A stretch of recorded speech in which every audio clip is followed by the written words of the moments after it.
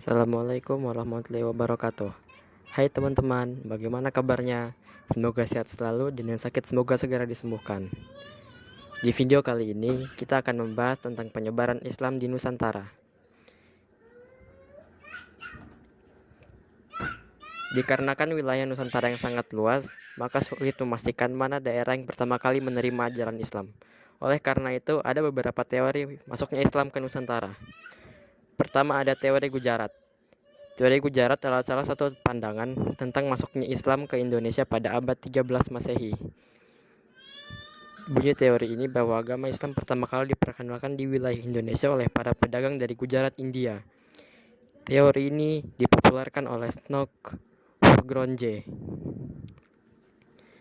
Selain teori Gujarat, ada juga teori Mekah, yang isinya adalah Islam masuk ke Indonesia pada abad pertama Hijriah atau abad ke-7 Masehi, yang dibawa dari bangsa Arab terutama Mesir. Teori ini diperkuat oleh Dr. Buya Hamka.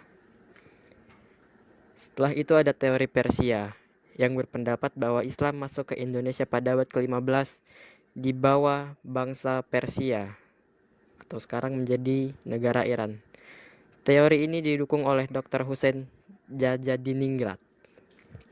Adapun teori Cina yang diperkuat oleh Profesor Slamet Muljana dan De Graaf. Teori ini didasarkan pada asumsi adanya unsur kebudayaan Cina dalam sejumlah unsur kebudayaan Islam di Indonesia. Berdasarkan sumber klonik dari kelenteng Sampokong di Semarang yang memperlihatkan pengaruh orang-orang Cina dalam penyebaran Islam di Indonesia.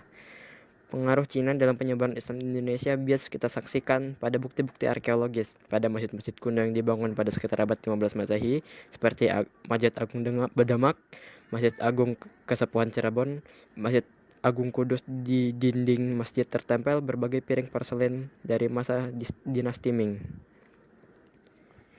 Kemudian siapa saja sih tokoh penyebaran Islam di Indonesia? Nah, banyak tokoh dan ulama yang berperan aktif dalam penyebaran Islam di wilayah masing-masing. Contoh, Sultan Malik Al-Saleh atau biasa dikenal dengan Mewah Silu. Beliau adalah Sultan pertama Kesultanan Samudra Pasai. Dahulu beliau adalah satu-satunya raja yang bisa membaca Al-Quran pada abad ke-13. Maka beliau mulanya bernama Mewah Silu. Akhirnya bergelar Malik Al-Saleh yang artinya Malik yang saleh. Kemudian ada Sultan Alauddin Riayat Shah. Sultan Alauddin Riayat Shah merupakan Sultan Aceh ketiga, terkenal sebagai peletak dasar-dasar kejayaan Sultan Aceh. Sultan Alauddin Shah juga berperan dan berjasa dalam penyebaran Islam di Aceh. Beliau mendatangkan ulama-ulama dari Persia dan India untuk mengajarkan agama Islam di Kesultanan Aceh. Kemudian ada Wali Songo atau 9 wali atau sunan.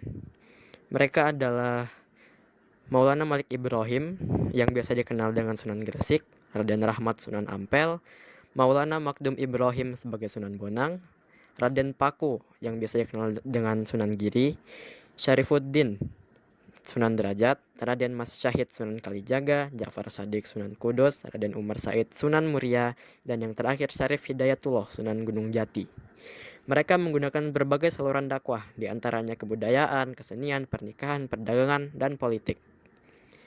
Masih banyak tokoh penyebar Islam di Indonesia lainnya, seperti Abdul Rauf As-Singkili, Muhammad Arsyad Al-Banjari, Sultan Alauddin, dan Sultan Zainal Abidin.